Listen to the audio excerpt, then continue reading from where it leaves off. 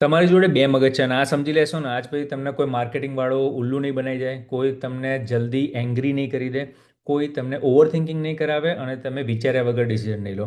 પણ શાંતિથી સમજજો અને સાંભળજો, બરોબર? સૌથી પહેલાં વિચારો કે તમને જે થિંકિંગ આવે છે કોઈ બી ટાઈમે, રાઈટ? અને થિંક કરીને તમે જે કરો છો એ કેમ કરો છો? કોઈ વાર આપણે આમ ઊભા રહીને વિચારીએ છીએ, નહીં વિચારતા, પણ આપણે વિચારવાનું છે આજે. કે એમ વિચારો કે એક મગજની અંદર છે ને બે રૂમમેટ રહે છે અને એ બંને તમારા બ્રેન જ છે, રાઈટ? કે ભાઈ બંને રૂમમેટ એ તમારા બ્રેનના પાર્ટ જ છે, કે આખે આખું બ્રેન જ છે. પણ ક્યારે કયો રૂમમેટનું થિંકિંગ, કયા રૂમમેટનું લોજિક વાપરવું, એ તમે આની અંદર આજે શીખશો.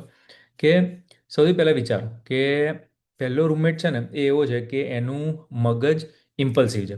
એકદમ આમ પેલું એનર્જેટિક કે કિડ ના હોય કે ભાઈ તરત આમ મેં સાંભળ્યું ને તરત કંઈક કરી દઉં, રાઈટ? ઘણા લોકો એવા આપણામાંથી હશે કે જેમને તરત આમ એક્સાઇટેડ થઈ જાય નાની ઇન્ફોર્મેશન આવે કે મળી જાય તો બી, રાઈટ? અને એ છે આપણી સિસ્ટમ 1 કે પહેલો રૂમમેટ, કે જે હંમેશા ઓન જ હોય. કે સવારે આપણે જ્યારે ઉઠીએ છીએ અને જોઈએ કે ભાઈ અજવાળું થઈ ગયું છે, કે એમાં બહુ વિચારવાની જરૂર ના પડે, જોયું ને અજવાળું થઈ ગયું છે અને એ પ્રમાણે આપણે તરત રિએક્ટ કરીએ, રાઈટ? અને એ આમ સ્પ્લિટ સેકન્ડમાં રિએક્ટ કરી નાખીએ. એ આપણો પહેલી સિસ્ટમ કે પહેલું જે રૂમમેટ છે મગજની અંદર, એ છે. એને થોડો લેઝી છે. એ બહુ આમ લોજિકલ વસ્તુઓ વિચાર નહીં, જે છે તરત એનું રિસ્પોન્સ કરી નાખે અને મોટાભાગના પ્રોબ્લેમ આ માણસ ક્રિએટ કરતો હોય છે. હવે જે બીજી સિસ્ટમ છે મગજની અંદર, કે બીજું મગજ જે કહેવાય, રાઈટ? એ પેલો આમ સ્લો પ્રોફેસર ના હોય કે એકદમ આમ હોશિયાર જે વિચારીને કરે, એ આમ ગણતરી કરીને મેથેમેટિક્સ એને આવડતું હોય, કઈ બી વસ્તુ આમ તરત ના લઈ લે, રાઈટ? પણ એ હંમેશા એક આમ નેપ લેવાનો ટ્રાય કરતો હોય કે ભાઈ એ એકદમ હોશિયાર છે, જીનિયસ છે. જ્યારે બી એને તમે જગાડો ને કહો ને કે ભાઈ આ તારા કામ કરવાનું છે, તો એકદમ મસ્ત ડિટેલમાં કરે, પણ આખો દિવસ લેઝી હોય મગજમાં. એ આપણો આ બીજું મગજ છે. કે જ્યારે એનાલિટિકલ થવાનું હોય ને, રાઈટ? કે ભાઈ બોસ કંઈક બોલે તરત કે અચાનક કોઈ પ્રોબ્લેમ આવી જાય, ત્યારે આપણે કેટલા સિરિયસ થઈને બધી વસ્તુ એનાલાઇઝ કરીએ છીએ. બાકી આખો દિવસ એટલું આપણે ધારો કે હવે બજેટિંગ કરવાનું હોય કે આગળ 3 મહિના કે 6 મહિના કેવી રીતે ઘર ચલાવીશું, એ મગજ અવેક થઈ જાય કે પેલા ચલો કેલ્ક્યુલેશન કરીએ, રાઈટ? પણ ખાલી ઇમ્પોર્ટન્ટ સ્ટફ હોય ને ત્યારે જે મગજ પેદા થઈ જાય છે કે જાગી જાય છે, બાકી લેઝી ફરે રાખતું હોય અંદર, રાઈટ? હવે તમે કોગ્નેટિવ ઇઝ સમજો કે ભાઈ લવિંગ ધ ઇઝી, એને કોગ્નેટિવ ઇઝને સિમ્પલ લેંગ્વેજમાં આપણે સમજવું હોય કે ભાઈ આપણા મગજને એક પેલું લેઝી શોપર હોય ને પેલું ગ્રોસરી સ્ટોરની અંદર, એ ટાઈપનું છે.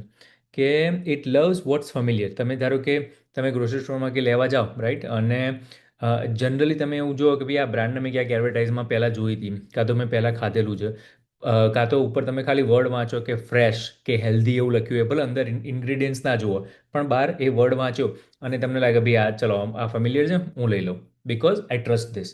આપણે એનાલિટિકલ બ્રેનનો યુઝ ના કર્યો, આપણે લઈ લીધું.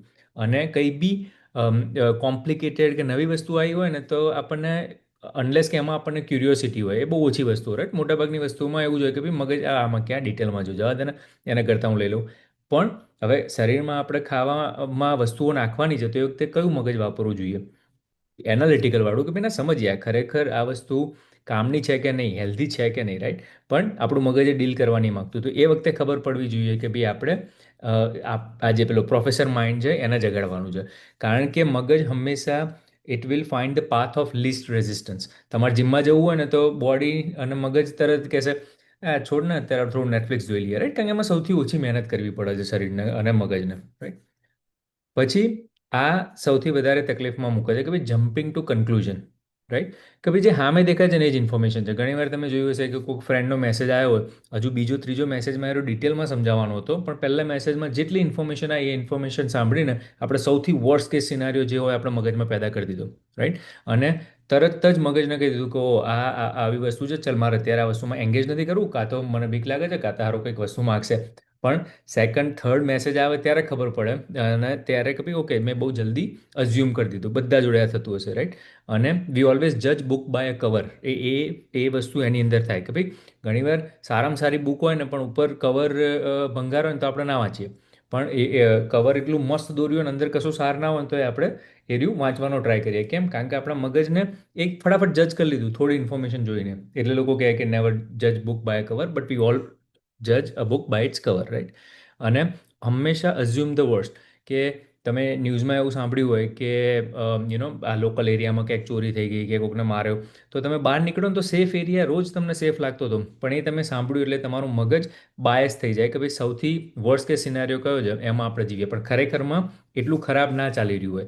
તો એ વખતે આપણે પેલું જે એક્ટિવ બ્રેઇન છે કે જે સ્માર્ટ બ્રેઇન છે એને જગાડવાનું કે ભાઈ હું કેમ અત્યારે કેમ ચિંતા કરું છું, હું એકદમ વર્સ્ટ સિચ્યુએશન કેમ વિચારું છું, હું જઈ રહ્યો છું કોઈક સ્ટ્રેન્જર દેખાય છે, કેમ એ સ્ટ્રેન્જર ખરાબ જ હશે એવું હું પહેલાંથી મગજમાં વિચારી લઉં છું. રાઈટ. હવે આ છે પાવર ઓફ એન્કરિંગ, અને આ તો ઘણા બધાએ એક્સપિરિયન્સ બી કર્યો હશે, રાઈટ, કે ભાઈ આપણે કોફીમાં જોઈએ કે ભાઈ મિડલ સાઇઝ જે હોય, સ્મોલ, મીડિયમ ને લાર્જ, તો મીડિયમની પ્રાઇસ કરતાં લાર્જની થોડી જ વધારે હોય ને આપણે વધારે કોફી ના પીવું હોય ને તો આપણે લઈ લઈએ, કેમ કે ભાઈ હવે થોડા આપીને વધારે મળે છે કોફી, તો એ કેમ ના લઈ લો, રાઈટ. તમે કોઈ માર્કેટમાં જાઓ, શોપકીપર હોય એ તમને કહે કે ભાઈ આ શૂઝ 5,000ના છે, અને તમે કહો કે ભાઈ ના 1,000માં આપી દે, અને પછી છેલ્લે તમે 2,500ના લઈ લો, તમે ખુશ થઈ જાઓ, રાઈટ. પણ પેલા એ શરૂઆતમાં જ જો 1,500ના શૂઝ હોય અને તમને 5,000થી ચાલુ કર્યું હોય, તમને શું ખબર? આપણને નહીં ખબર. આપણે ક્વોલિટી નહીં જોતા, આપણે જોઈએ કે પહેલો ભાવ કયો કીધો. હવે એન્કરિંગ કરીશું. તમે ગાડી લેવા જાઓ ક્યાંય અને એકદમ ફેન્સી ગાડી બતાવી દે કે ભાઈ આ 100,000ની મળે છે, અને પછી સેકન્ડમાં તમને 35,000ની કોઈક બીજી ગાડી બતાવે, એની વેલ્યુ હોય 25,000, પણ આપણે પેલી 100,000ની જોઈએ એટલે 35 વાળી આપણને મગજમાં સસ્તી લાગે. That's when we have to really ask that question, ભાઈ ખરેખર આની વેલ્યુ આટલી છે, અને એ ટ્રેપ આપણું મગજ એમાં આપણે મૂકી જ દેતું હોય છે, પણ આપણે કોન્શિયસલી શીખવું પડે કે ભાઈ હું કઈ રીતે પ્રેક્ટિકલી વિચારું, રાઈટ. અને આ છે છેલ્લી વસ્તુ કે ભાઈ લોસ ઓફ અવર્જન. લોસ ઓફ અવર્જન કોને કહેવાય? કે ફિયર ઓફ લૂઝિંગ. આપણે હંમેશા ડરમાં જીવતા હોય છે. તમે જોજો, તમને કોઈ એવું કહે કે તું એક જગ્યાએ 100 રૂપિયા મૂકજે, કાં તો તને એના 200 મળશે, કાં તો એ 100 જતા રહેશે. હવે મળવાનાય 100 છે અને ખોવાનાય 100 છે, પણ મળવાના 100માં એટલી બધી એક્સાઇટમેન્ટ નહીં થાય કે ભાઈ 100 મળીને શું ફરક પડશે, પણ ખોવાના 100માં આપણે એવું છે કે ના યાર 100 જતા રહેતો, રાઈટ. બંને સેમ જ અમાઉન્ટ છે, તો કેમ મગજમાં કેમ એની વેલ્યુ વધી ગઈ? કારણ કે એ લૂઝ કરવાના છે. ઘણીવાર એવું નહીં કહેતા કે અમુક વસ્તુઓની વેલ્યુ એ લૂઝ કરીએ પછી થાય. આનું કારણ એ છે કે ભાઈ એ હતી ત્યારે કે એની એટલી બધી વેલ્યુ કદાચ નહોતી. આપણે ઇમોશન્સની કે રિલેશનશિપની વાત નહીં કરતા, કોઈ ફિઝિકલ વસ્તુની વાત કરીએ છીએ, રાઈટ, કે ભાઈ ગાડી હોય.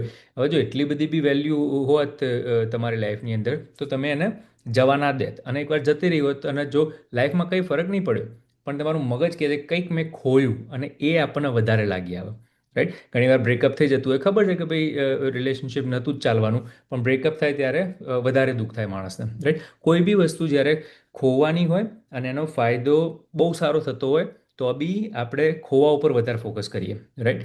ફોર એક્ઝામ્પલ કે કોઈ કંપની ચાલુ કરવાની હોય અને એમાં માર્કેટિંગ તમારે કરવાનું હોય કે ભાઈ ચલો $10,000નું માર્કેટિંગ કરવાનું છે, જો ચાલી ગયું તો એ બિઝનેસ 100,000, 500,000, મિલિયનનો બની શકે, પણ ના ચાલે તો 10,000 જતા રહેશે. આપણે વધારે ફોકસ એમાં કરીએ કે ભાઈ 10,000 જતા રહેશે, પણ 10,000ની વેલ્યુ ખરેખર કેટલી છે એ ક્વેશ્ચન પૂછવો જરૂરી છે, કે આપણે વસ્તુની જે ખરેખર વેલ્યુ છે એને બીજા બધા બાયસ હટાવીને પેલું એનાલિટિકલ બ્રેઇન છે એનો યુઝ કરીને એ ડિસાઇડ કરીએ ને, તો આપણને ખબર પડે કે ભાઈ ખરેખર એ ટાઈમે કયું ડિસિઝન લેવું જોઈએ.